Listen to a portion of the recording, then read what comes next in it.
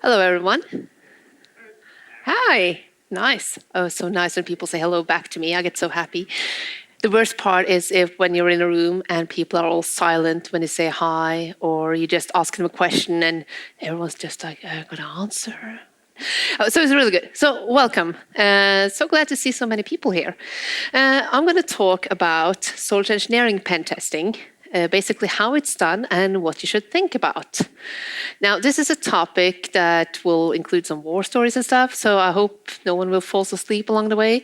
It might not be as developer-centered, but I hope you guys get a kick out of it anyways. So let's go. First off, who am I? Well, you can call me Bridget. That's the easiest part of my name. I've been working with IT since 2007, and it's really weird that I look down here when I should know about myself. I guess it's just oh, who am I again? Well, anyways. No, it's me, I swear. I used to work as an ethical hacker before, meaning that I did a fun pen testing stuff. But I specialized in pen testing humans. So not just the web apps, not just the APIs, but humans as well. I've been working with that a few years prior to this, and now I work in Norwegian Customs, and I work as an analyst, a security analyst in a CSERT, but I also work a lot with security culture, and this is my passion. And you can never make me stop talking when you start talking about this subject. So today's agenda, I'm just gonna bullet point it up for you guys so we know where you're at. So if you start to get bored, you know, oh yeah, this was number 3 on the list. There's just two more, I can make it. Or you can get out, you've fallen asleep, and you can go out and say, yeah, I know what this talk was about. So basically, I'm gonna go a bit into what social engineering is and what social engineering pen testing is. I'm going to have this short social engineering history, which is basically what people would call a war story, like a story from one of the tests I did. I'm going to try and sprinkle stuff with some stories here and there. And I will then go over to how this testing of humans affects them. And, well, I don't have the solution, but I will definitely discuss what we shouldn't be doing when we test humans, and how to deal with them. So I just have this quota here saying, what is social engineering? It's just so that everyone has a baseline. So I usually say that it is techniques that are used against a human, not a dog apparently, but yeah, used against a person to make them perform an action or make them give away information regardless if it is in their best interest or not. So that's basically the definition. Now, I would usually say that's what kids do to their parents every day. When they come in and they really want ice cream, but then they have learned that, yeah, if I ask for ice cream on Tuesday, I can say, hey, Mom, can I have ice cream? It would be like, hey, Mom, I made this drawing for you because I love you so much. That's like a basic social engineering technique right there. So when we're adults, we make it a little less obvious, obviously, but it works either way for the kids as well. How many has given their kids ice cream or anything else on a Tuesday? Because yeah, because they're sweet, but they're sweet for a reason. This is like the primal instinct of survival. We want to thrive in society, and we want to be part of a pack, and we want the stuff we want. So basically we try to manipulate people to get what we want. It doesn't make us bad, just so that it's said. I know it's social manipulation. Manipulation is like a bad word for many, but it is the basis of how humans interact with one another. So it's not always bad. It's just how we are as humans. Now, social engineering in itself has been around, as I said, since the dawn of human society. And we know some certain names like Frank Abernagel and Kevin Mitnick, who were conning their way through a trusting society in the 80s-ish. And then again, this got a foothold into cybersecurity, being used like, hey, wait a minute, it's just not computers, there are people behind those computers. We can fool them into doing stuff. making them put things in the computer, so give away the passwords. And then in, I think it was in the late 90s, early 2000, please correct me if I'm wrong, there was a lot of like the I love you virus and Melissa virus, which were coming through email attachments. And people were opening like, hey, are you lonely? They're still present, you know, those, hey, are you lonely? There are single women or men close to you, etc. They started out like that. And then this got more and more foothold, like people dropping USB pens, etc. People, well, nowadays trying to get your MFA or getting you to give away the passwords, etc. So social engineering pen testing kind of came after it starting to get a foothold into cybersecurity. So I would say around the 2010-ish. It could be like a few years prior after, but then people started to think, oh yeah, we should pen test for this. Like in, maybe not in Norway per se, but maybe in the US, for instance, they're a bit ahead of us usually. They would say, oh yeah, we should test humans for this. A lot of people, when they think of social engineering pen testing, it's like, yeah, what is that? Well, it can be a lot of things. When I used to be a social engineering pen tester, I did both physical exercises where I went into an office and I tried to gain access to a server room, or I tried to gain access to information, looking at printers. Are there some documents that shouldn't be there lying around? Do I get access to this restricted area? Do they give away information, etc.? Or I could be the one on the other end of a phone call, doing a phishing call, trying to get information. Or I could send out SMS phishing, SMISH as it's called. There's a lot of ishing, and then wishing calls, and phishing, of course. So I did a lot of that, and a lot of you guys have heard of phishing simulations, which is what people kind of define as, yeah, that's how you test humans. Well, there are layers of this. There are some people who get people in and do a more thorough pen testing of the perimeter, and then there are the phishing tests that the companies send out in-house. It's basically like when people test their APIs, some people have internal pen testers, and some people hire people. So that's about it. So a social engineering pen tester, they focus on the human element of cybersecurity. They collect information using open source investigation, which I will come back to. And they will use all this information that they get and create a pretext. A pretext will be, it's really hard to translate Norwegian, so I usually say that the pretext is they give you a reason for asking the question they want to ask or being in the location they're at. They're giving you a plausible reason for why they're there or why they want the information so that you believe them. For me, as I will talk about later on, a very important part is the debrief for a social engineering pen tester. They have to talk to people afterwards because they have an ethical responsibility. A lot of social engineering pen testers, they're just doing the tick the box kind of thing, like they do a phishing test and they give away the statistics back to the company, and the company, okay, we got to deal with this. And the pen tester is like, yeah, well, I'm out of here because my work is done. But I will later talk a bit about this ethical responsibility that a pen tester has when it comes to the human element. Social engineering pen test can also be a part of a larger red team operation. Those are like the gold standard pen tests, like the cool ones, like people gaining access to the innermost systems or gaining full control of someone's systems from the outside, pretending to be an adversary. And during those tests, people who are part of a red team can go in and lure their way into a server room to, well, get a USB pen or something similar into a server to gain access from the outside later on. So it can be a part of that as well. Or they can send out a phishing and hopefully get someone to take the bait and then continue on until they have access to your Azure or whatever. So OSINT, as I mentioned earlier on, it is all the information you can find open on the web, or well, basically all the information you can find. You can probably go find a lexicon or something as library, and it's just all the information you can find that are accessible to you. It can be online. It can be social media.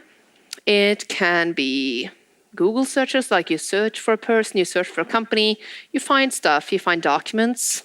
You can search Google Maps and you can look at the timeline to see how the building has changed. Or you can see vendors being taken picture of on the outside, like a cleaning agency car or something like that, or a security car, etc., so that you can try to gain as much intel about the company as possible. It can also be the more technical stuff, such as certificates and DNS information, which you will find online, which also can be used as part of a larger red team operation, or it can aid you into finding what kind of systems a company are using, which makes you more familiarized with the company. So OSINT can be done on both individuals and on companies themselves. So basically, I can take you, for example, and I can Google your name. Have you Googled yourself? Yeah. How many here has Googled themselves? Awesome. How many here didn't like everything they saw there? Yeah. How many of you guys have tried to remove something? Yeah, good. Yeah. See. So that means that a lot of people are aware nowadays that, hey, the information I have online, that can be used. But we are security people, right? So we should know, or we're developers, we kind of get this ingrained, we know. But does every one of your parents or your siblings know? Any hands here? Do you think that your parents, do you think they have Googled themselves? There's some people nodding their heads, some people, yeah. It's a bit like, yeah. So not everyone does that. And some people have a large media presence and some doesn't.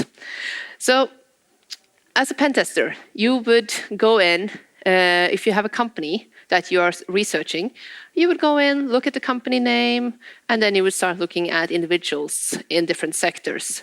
An attacker would also do this. They would go in, and they will look for people, for instance, working with economics, for instance, or managers, or IT. Usually people in key roles that may have an extra access. And they will try to figure out something about them that they can use in the pretext, as I mentioned earlier on. And with all of this information, they will make a pretext, which they can send. It will be phishing, vishing, smishing, and there's also something called quishing. That's QR code phishing. There's a lot of ishings, I promise you. It's really hard to pay attention. So they will, that's sort of the medium they will be using. They can also use physical, like they can go towards, meet you on the street and try to be your best friend or whatever. But they will try to use the pretext they have made based on the OSINT and send out to you. Now that can be very spared down to one individual or to a company. Like they can pretend to be your manager to a certain group of people and send you something. Most of the smishing and the phishing we get is very, non-targeted towards us as individuals, so it's easy to spot. When it is what we call spared in, like spear phishing, it is very hard to spot. And that is what attackers do, and oftentimes the pen testers do that as well. So now I'm gonna wake you guys up a bit with a real life story. This is what popularly is called like a war story. Now this story is anonymized and I'm allowed to share it. It's pre-approved for sharing. Remember what I'm supposed to say here, so don't say anything I'm not supposed to. Yeah, it was a test of an IT department and their external location. So they had like their own IT department. Yeah, I could say as much as this is in Norway, by the way. That's kind of it's Norway. And there was the IT department and they had a server room somewhere at a public building. And the names I will be saying, I usually figure out new names every single time I do this. Like sometimes they're named Adam, sometimes they're named Sierra. There's just random names. And I don't have any images from the locations themselves. So there's a lot of this going around in Norway as well. So there was a server room at an upper elementary school and the IT department's main office. That was the targets I had. And my goal was get into the server room and look for other attack vectors. Now, that was all you get. Like, okay, yeah, I should do that. So you get the name of the place, you get the address at least from the people. So prior to the test, I gathered information. We had a conversation, a lot of conversations with the people involved. And we agreed to a time for the test. And we also agreed to what is the goal for this test? Like, what do you want to do with the information I'm handing over to you, etc. We talked a lot about that. And then we agreed to a time. They did not know my pretext. They were kind of trusting me to do what was right, which is a lot of trust put on me. But it went all right, I promise you. So I started out with target number 1, the school server room. So I was like, where do I begin? Like when you make a pretext and you're like, okay, this is the school you're going to. Yeah. How do you even make a pretext? It's like going into this really filthy room and you're just looking at it and like, no, I'll deal with it tomorrow. It's too much. So I have a few of those. Like I start up and it's like, no, I can never do this. And I go through all the stages. Like, this is too hard. This is not going to work. How on earth am I going to go in here? So I started reading, slowly reading. I learned way too much about this school. I now know when their events are, what their core values are, the students. And I read a lot of building articles and public documents, and I checked the Google map and social media profiles. And I was like, yeah, and some of it, mind you, when I find something, it's not everything you can use. I've had tests where I figured out something about individuals at a company and be like, yeah, that can definitely be misused in a pretext. I can definitely get her to give away information based on this, but this is too sensitive. Like, you should not give this information away to the company, and you should definitely not use it against them. So that happens a lot. Like, for instance, if you find out that they are affiliated with a political party, but not like flaunting it publicly, or if you figure out that they have had some. In one instance, I found out that one HR manager at another company, she had her niece and nephew at, not everyone knows where it is, but Utøya, where there was a mass shooting in 2011. And I was like, yeah, this could definitely be used by an attacker. Like, I know how to use this and angle this in. Like, play on the sympathy and stuff like that, but it's wrong. It cannot be used.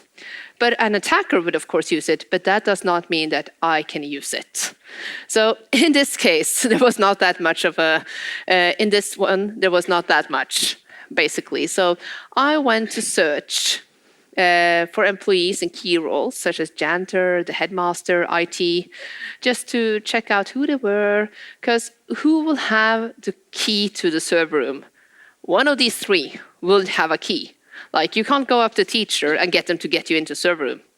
So I checked out their social media profiles, their LinkedIn profiles, and so on, to start to get to know them. Now, I was lucky enough. In Norway, a lot of the public sector needs to have publicly disclosed documents because it needs to be very open.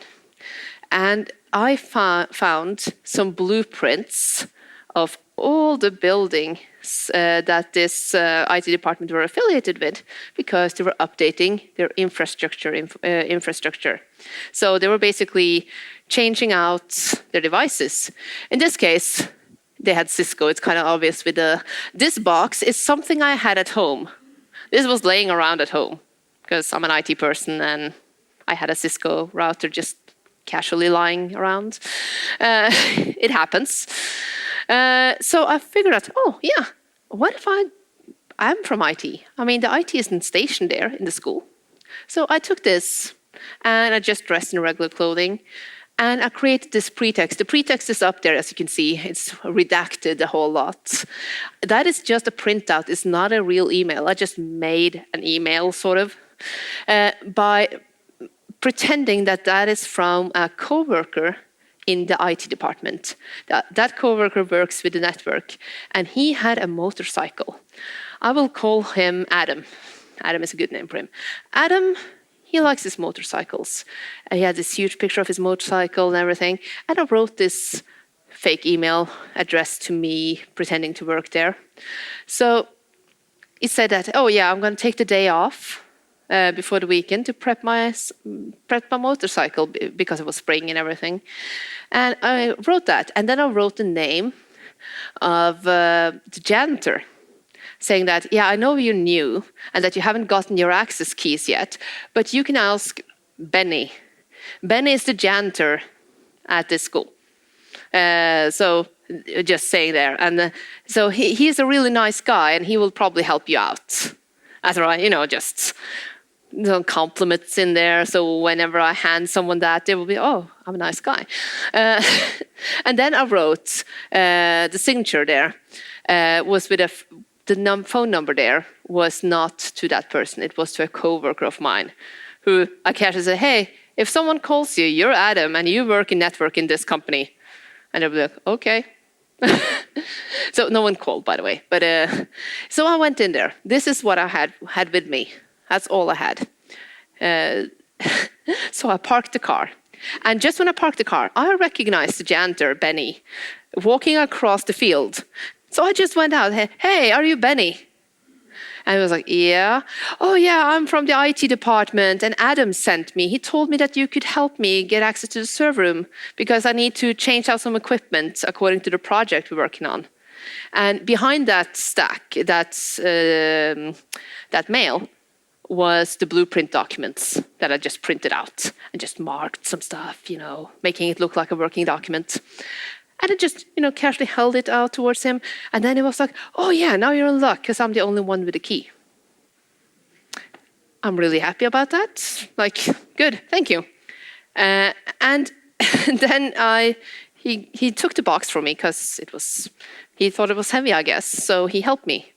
And he carried it downstairs and he said like, yeah, are you going to be long? And I was like, yeah, I'm not sure. Maybe 15 minutes, maybe 30. It depends. I was like, okay, here's my phone number. Call me when you're done. And then he left. And it was 2 minutes since I parked the car. And people are like, yeah, that was easy. I assure you that everyone in this room, if you guys were a janitor, you would have fallen for it as well. Just being said. That person was not a stupid person. I need to say that out loud because he just did what he was supposed to be doing. He was a service person. He was service-minded. He wanted to help me. So I got in. And I left. I left to the same gas station that I used to prep myself in the morning, and they looked weird at me when I went out as an electrician. So I went in. I had read building documents about the IT department as well. And I was like, oh yeah, what should I be doing here? I had nothing. So I defaulted into the most common pretext, I think, service personnel. Everyone trusts service personnel. If you have a yellow jacket on, if you have a ladder, anything, people are like, oh yeah, you're supposed to be here. So I went with that, but I checked everything as I did before. And when I read the building documents, I figured that this building is rented out. This is the landlord, this is the name, this is the company. So I created this false pretext of name dropping that landlord. And of course, having it on as the form I got there. It will say the name of the person who has ordered the electrician. And it was also a logo of a small electric company that was in the area, but not big enough to want to spend money on logos on their stuff. So this was just bought at the local store. And the day before, I had my husband show me how that meter thing works, because I'm not an electrician, obviously. I'm really bad at it. I was like, yeah, I'm going to go in. This is an old building. Earth fault. That's a good thing. So I went in, and I will not say in any way that this will sound politically correct when I say it, but I went in looking like this, having this with me, the number to my coworker on it, but the name of the landlord. And I went in. I went straight into the front door and was like, and I even changed my accent in Norwegian, being more broader and stuff. And I would be like, hey, and then I would say the company name was sent me. And I would say that I need to check the outputs here for earth fault because the ladies next door is whining about the lights flickering. And they believed me. So yeah, sure, go ahead. And I walked around, and after a while, I was there. And part of my thing was to put stickers on everything, like that was critical. And since it was almost Easter, I put Easter stickers on stuff.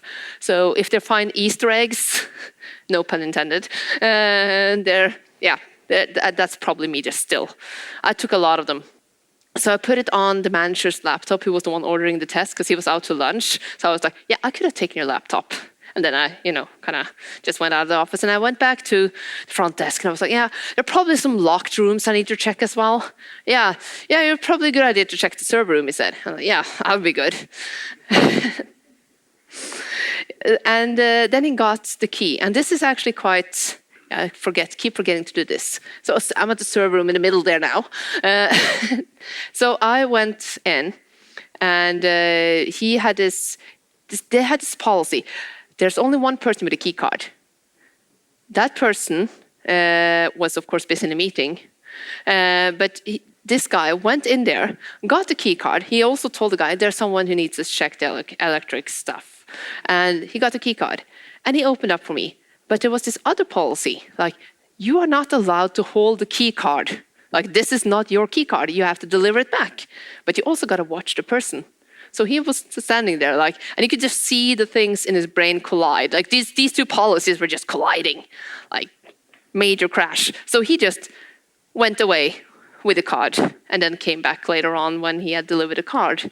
And by that time, would have been enough time for me to put in a USB or anything. I would say it would have been possible, but it was a lot of mess in the area, so I would have to climb over stuff, which would have taken me time. But I could also just close the door and just say, oh, it closed on me. I could have had access to do the things I need to do, because it can go really quick when you're alone. And that's probably why they had a policy, never leave anyone alone, But those things collided, and that's what I could report back to them, saying that, hey, your weak spot was that you guys have these and this policy. Now you need to make the people aware that when they do that, they're still leaving someone behind. So that's what you're going to focus on. I got a cup of coffee and I had a nice chat with people, really nice people. But the funny part was when I went in and got a coffee, some of the people who knew I was testing them was there in the office that day. And they were sitting there and they saw me and they recognized me. And one of the guys, he just had to up and leave because he almost choked on his coffee and almost started laughing. So he just had to leave. Like, I need to go. And later on, when I was outside, I was just, telling one of the guys, like, yeah, I'm going to go now. I'm done. And just when I went outside, another guy said, oh, yeah, by the way, this is Charles. I'm going to call him Charles. He works as a ship's electrician for 14 years prior to this job. I was like, oh, what am I supposed to do? I don't even know how this meter works. And he started talking to me, about electricity and stuff. And I was like, yeah. And he was like, yeah, how's the business going on? And I was like, yeah, you know how it is. Like that's what I've just basically said. Yeah, I'm on the clock, so I gotta go. and it worked. I managed to escape, barely. But yeah, so that's just how it went. And I gotta emphasize that we would all have fallen for this. I would have fallen for this, even if I'm educated in this. If someone went into my office, there's a likelihood that I would also let people in if they had the correct pretext. Just that being said. Now, I always have this slide with me, how to avoid social manipulation. Well, of course, it's the awareness and the courses, which is important. And when I say awareness, mind you, I need to emphasize this. I do not mean phishing simulations. That is not awareness training. That is just an annoyance during the day. At least I think that. Like, yeah, maybe it will work on some, but that is not how you make people aware. It is more positive ways of doing it, which I'm not able to discuss now with time and everything. Of course, there are exercises. I usually say that the best way of practicing is, well, think of it like a fire drill. We practice fire drills, right, to know where we're supposed to be when we are, if there's actually a fire. We practice how to do CPR in case someone drops dead in front of us. Because if not, we will just freeze and don't know what to do and we will panic. And that is all there is. We need to exercise on this, but in the know, like hopefully people will not pretend to drop dead in front of you so that you need to practice CPR. I hope not. That would be quite a shock for the day. People always talk about zero trust. I would say that zero trust between humans is an impossible feat.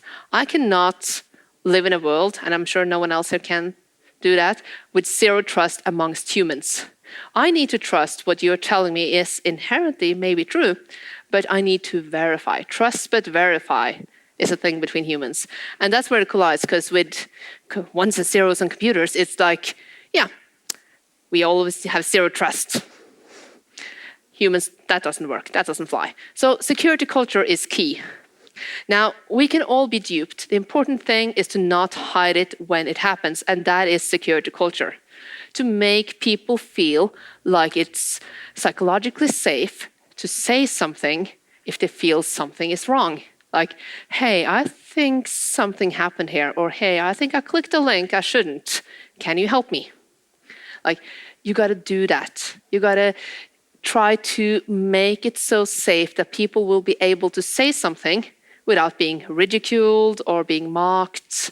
And that's what the essence of security culture is, that it's okay that this will happen and that you will say something and that you will try to do your best to stop things whenever it happens. I mean, it's not something that we can always be, we can't always be like, oh yeah, I'm never gonna fail. I'm never gonna click a single fish. It will happen. Everyone will click it. I will click it, probably. Maybe I have even. Maybe I don't even know. Who knows?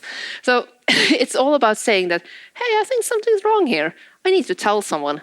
That's security culture, in my opinion. Probably everyone has their own vision of this, but that is what the essence of it is. So I got half an hour left, and I'm just halfway, so that is good.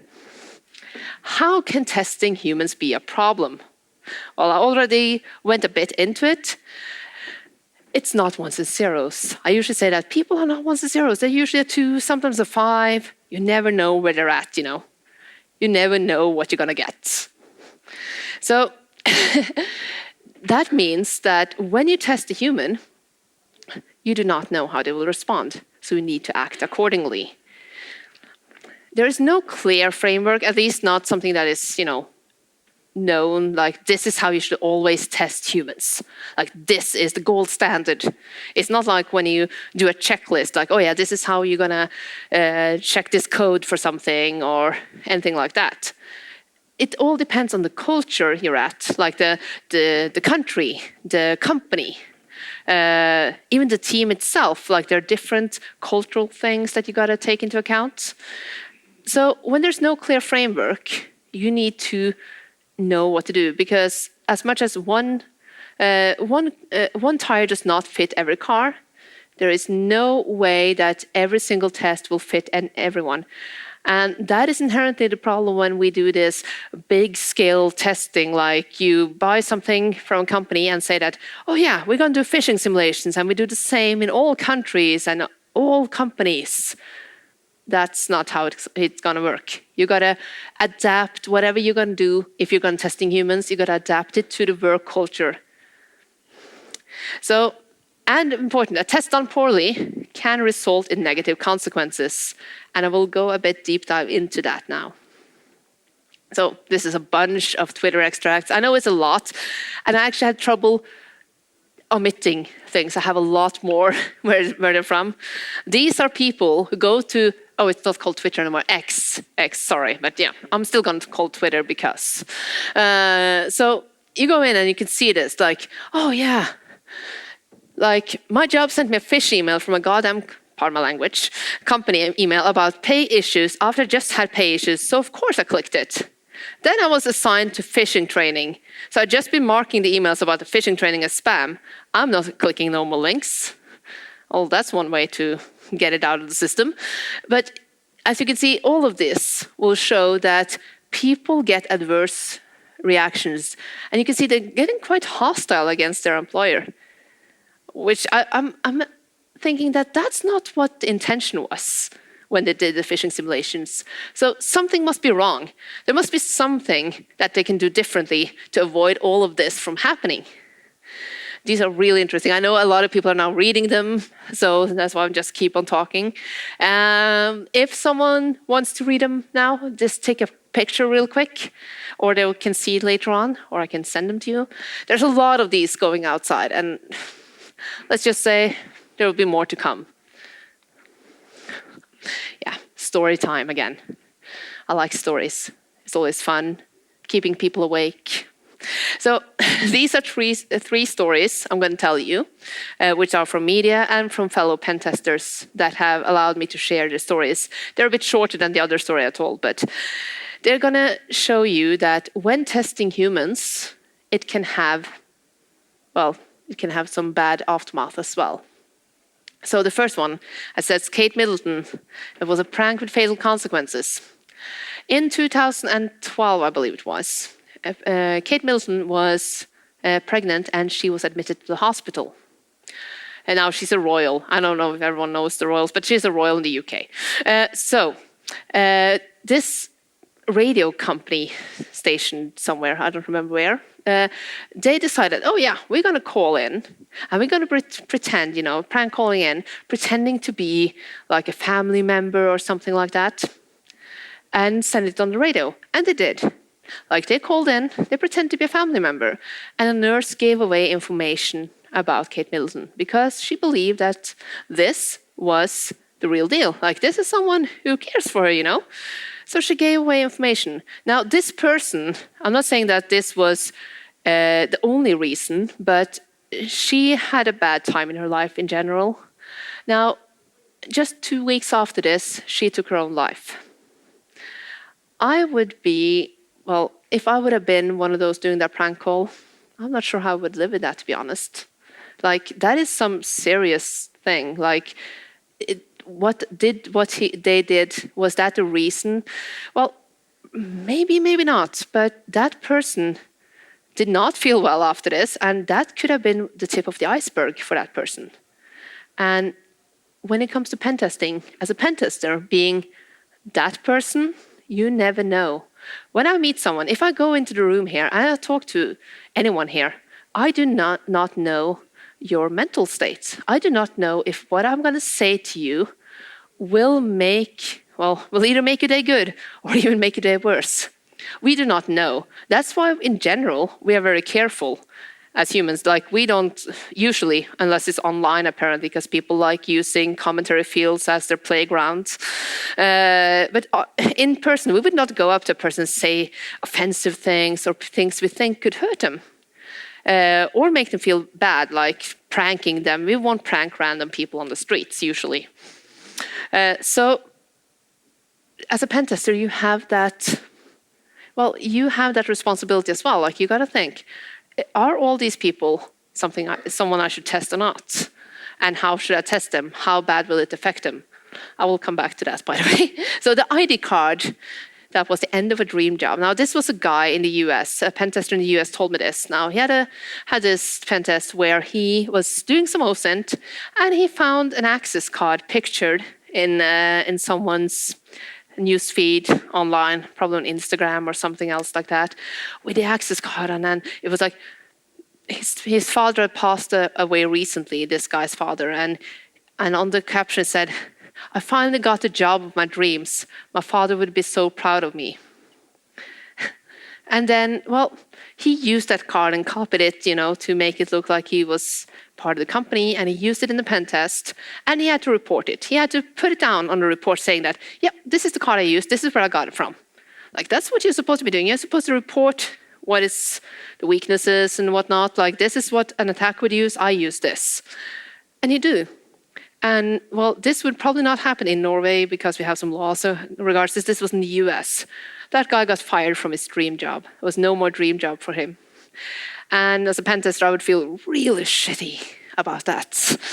But again, he wouldn't be able to know the aftermath of what the company would be doing unless he had spoken to them and asked them, hey, what are you going to do with this information? So I'm coming back to that as well. I'm just warming up a bit.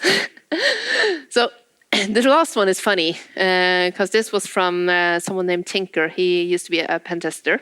I think he still do some of it, but he went across Europe and he went to some retail stores with a coworker, and they went and said that, hey, it was just before Christmas. Hey, we're going to update the retail system. You've been sent, from the main office. And he went in, and 3 places it went straight to, like they managed to get in. And the 4th place, he was like, yeah, we're from the main office. We are here to update the retail system. And the guy said, well, you're not allowed to get in here without someone pre-approving that. You need to get your manager to send me a message. And he was like, oh, wow, this guy finally did it. He actually stopped me. It worked. Like, that's what they're supposed to be doing. So he was like, hey, I'm going to disclose who I am to this guy because I want his name for the report, so that everyone can say, hey, praise this guy. And he went in and said, I'm a tester and this is... And the guy got furious because he was like, you mean to tell me you're not here to update the system? I've been having problems for weeks.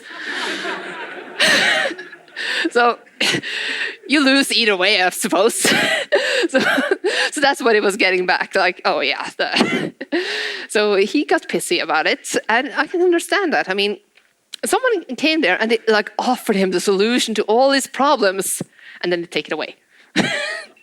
It's like the GoDaddy with the Christmas bonus. Like, hey, here's the Christmas bonus. No, that was I was just trying to scam you. Sorry, it's not a good thing.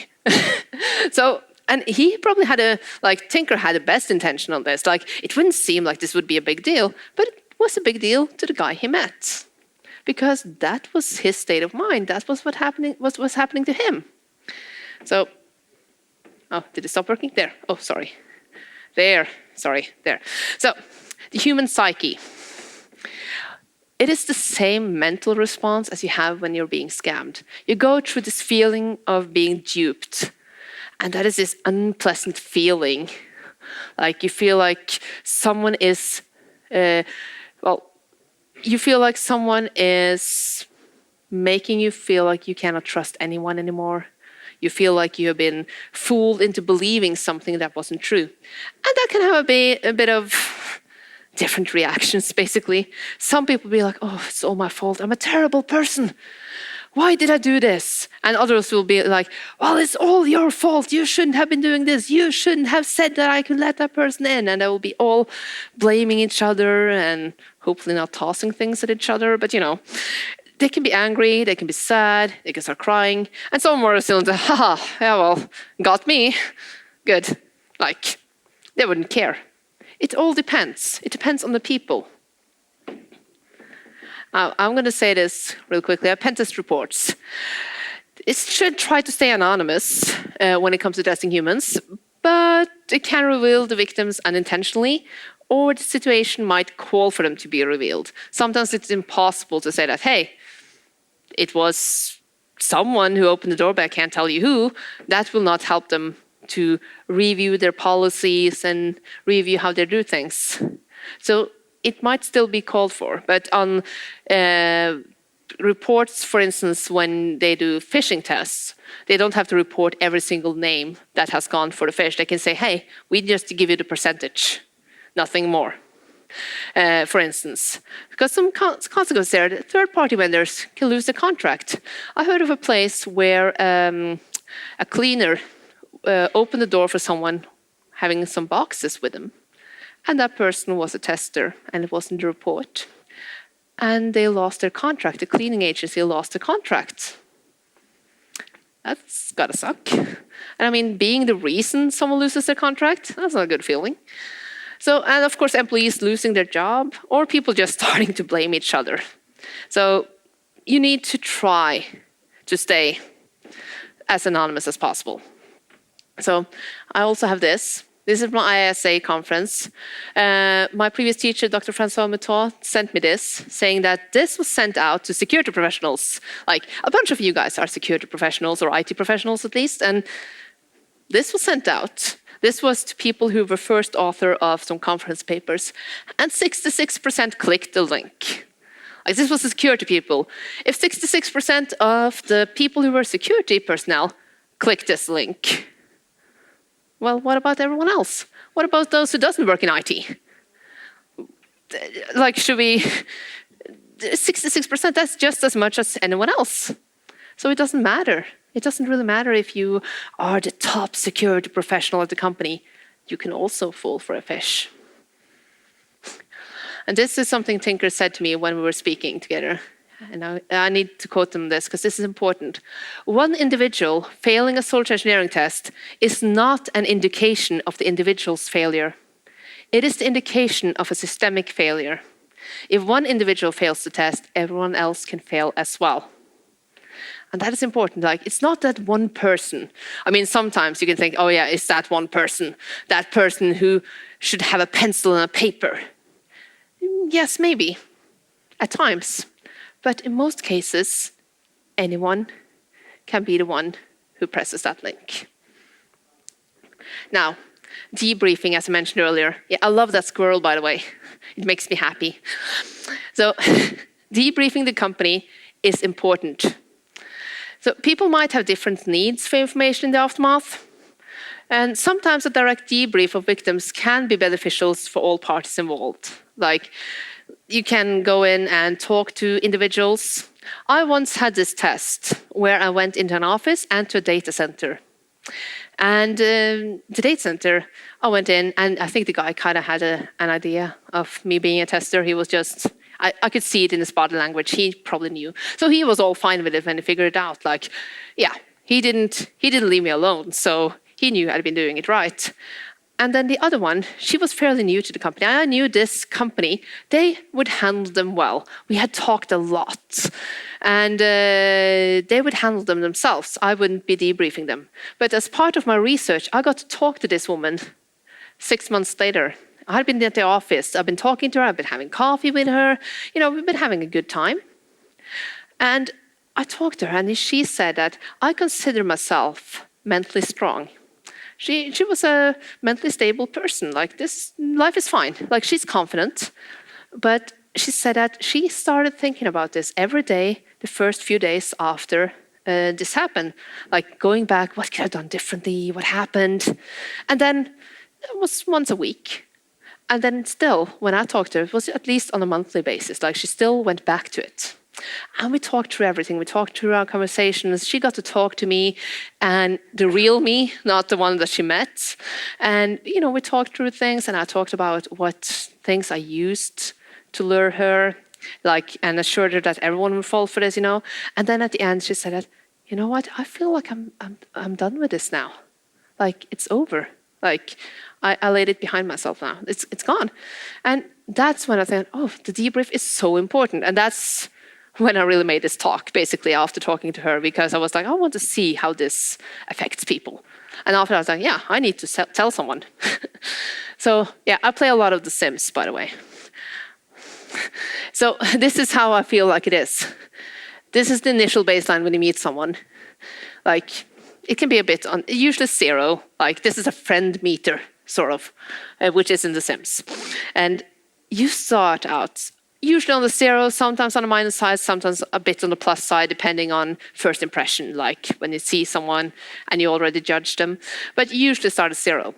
And then a pen tester or a social engineer in general would build a report fairly quickly. They would start talking. They would make you feel like they're being listened to, like everything is fine. Everything is good. I trust this person. I want to share stuff. And I've heard lots of stuff within 20 minutes of a conversation with people.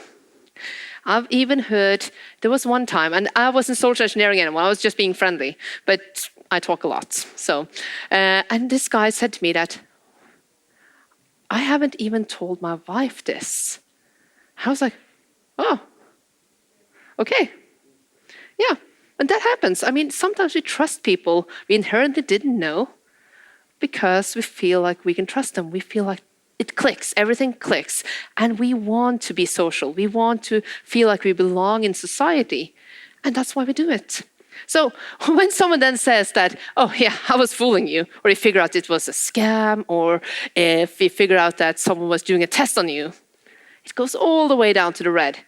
And when you are in the red, I'm going to see a raise of hands here. Has anyone ever gotten falling out with a friend who's now not a friend anymore? Yeah. Now, I know how I feel. I'm not going to take a questionnaire here, but how you feel is like, for me, it was a couple of years ago. And I still think of that person at times. and it's still kind of like coming back to me, because that's the kind of person I am. So when you start feeling duped and you start feeling like someone has done injustice to you, you would feel like, oh, how should you even deal with that? You're in an emotional state where you're not ready to start learning before that is back to zero. And when I did a debrief with that woman, that went from the red to the zero. Like all of a sudden, we reset our baseline because we talked to each other and humanized me as a tester.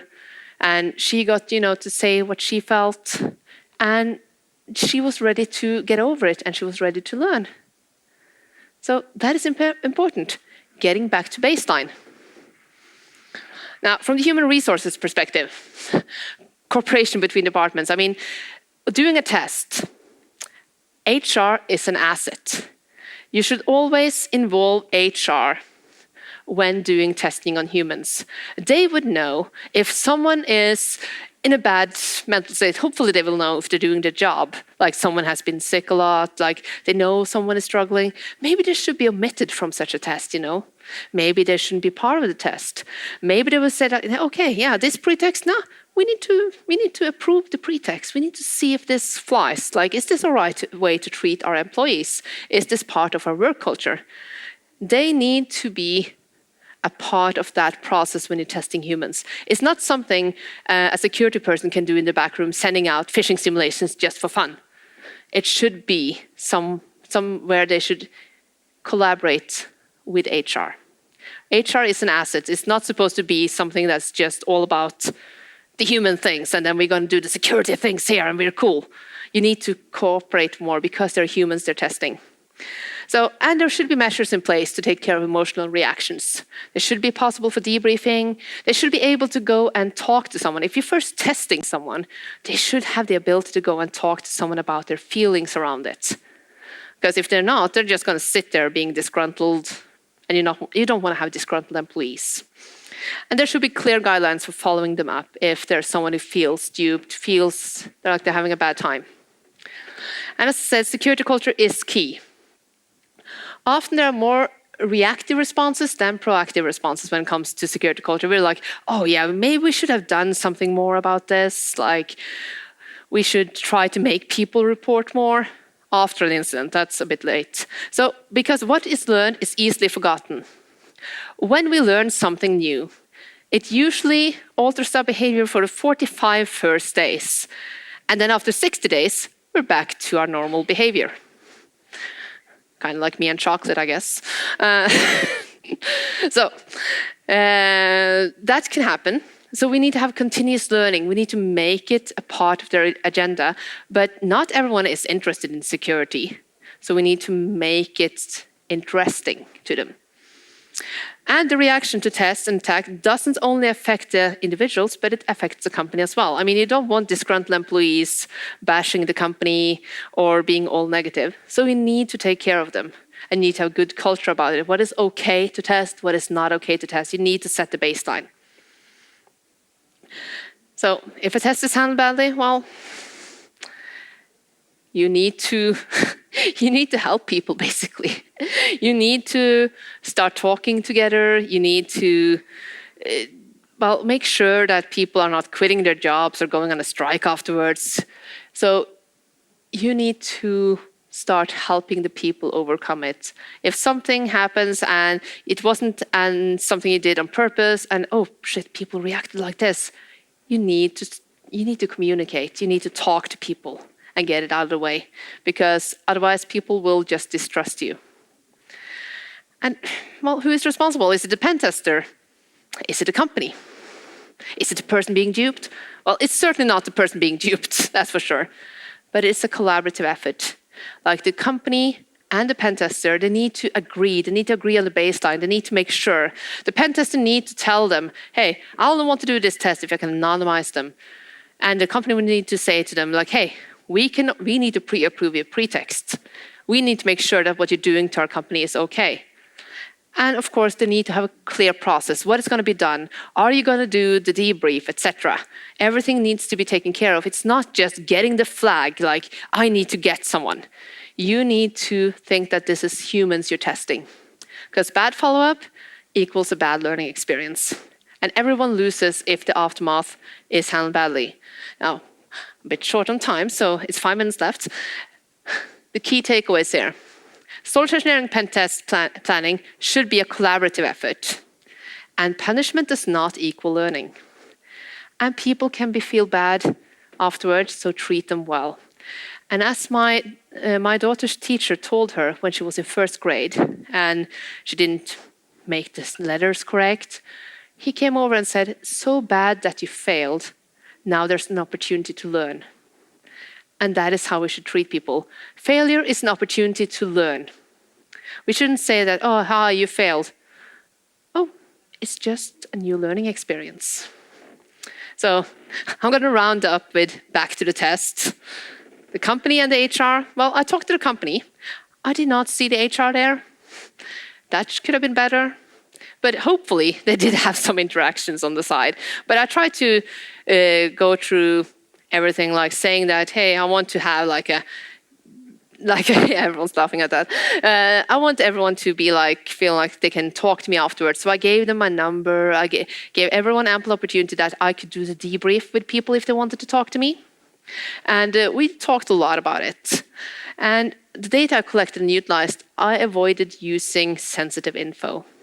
And in the report, I had to write up people because it's a small company. So they kind of would figure it out anyway. Especially the guy laughing, he would have seen everything. But I was very adamant that the aftermath handling need to be done. I tried to make sure that there wouldn't be any consequences to the ones I tested.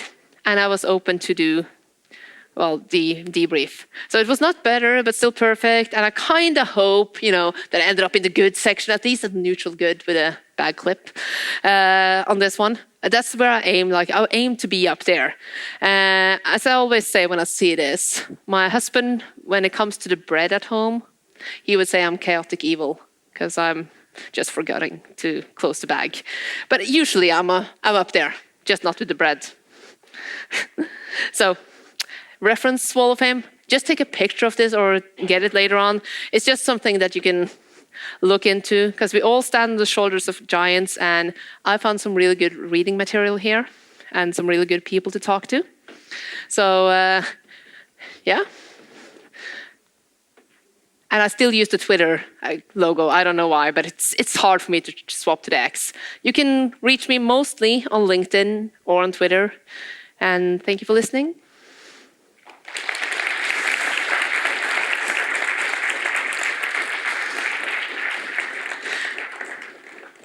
I got 2 minutes for questions, if anyone has any. Oh, it's so silent. No questions.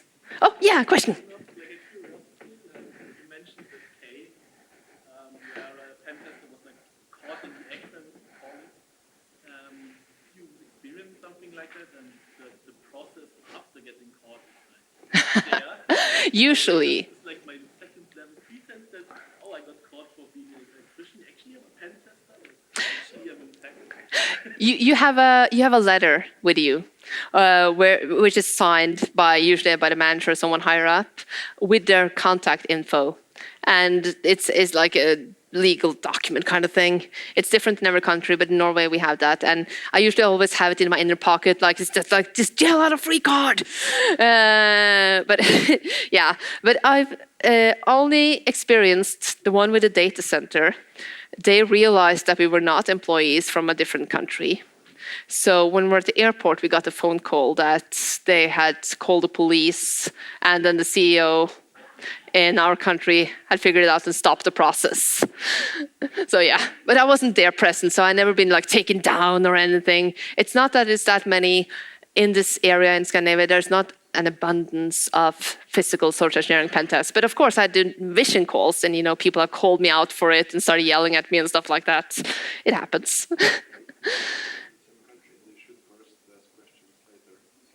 Yeah, they do that as well. Some places they shoot and ask questions later. Yeah. To ask if you think this kind of testing will build mistrust, especially towards your mentioning service people and so on. So now there I will call in an electrician and more and more times like, okay, well, please identify yourself.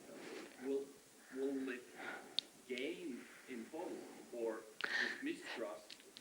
People will learn that, okay, I cannot trust anybody, and the neighbors and everybody will just make more chaos than totally slipping somebody in. Yeah, it's well, it can create a certain time mistrust with people. Like people will start mistrusting everyone. I often say that my mother, for instance, she's like, if anyone calls her that is not a number she knows, she refuses to take it. That's her way of avoiding scammers. And if that happens in society as well, well, it will be hard. I would think that it will make you always verify, the trust but verify.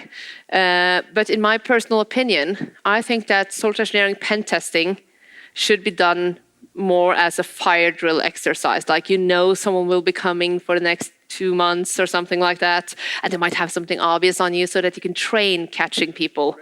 Yeah, like you train catching, like you exercise seeing that, oh, I think like it says that I shouldn't be here on your t-shirt. Like you go with a pretext, but it says I shouldn't be here. So your brain will like connect this, or will say that, hey, Frank's gonna come in and test you guys within 3 months. And it says Frank on the t-shirt. Like then you will be like stopping them, and then you will learn, you will gain the confidence to stop someone later on. Yeah? But an attacker wouldn't do that. Like the attacker No. would have absolutely no scruples. Exactly. It might be the healthier thing with maybe not mistrust, but skepticism. It is the trust but verify, yeah. But you will not gain the confidence to stop someone when it's the real deal if you keep on failing your tests. Like if you keep on having someone doing physical pen testing, like if you come in and you let someone through, how will you feel empowered enough to stop someone and ask them questions later on? I mean, that's a personality thing. Some people will learn from that experience, and others will feel defeated. So, but when we do, for instance, we train for, when we train CPR and etc., we do that in a training setting. We do that on a doll. And we do that to empower us to actually go forward and help a person who lies there lifeless on the street rather than freezing up. So I wholeheartedly believe that we would have more to gain from doing the tests, well, differently than how the attackers are doing it. By simulating an attack against humans, well, it will only give people an emotional response that they might not learn from. So we need to try to control the elements around it to make it a learning experience. The time is up, but I can take some questions afterwards, so we can just clear out for whenever people wants to get in here again. Thank you.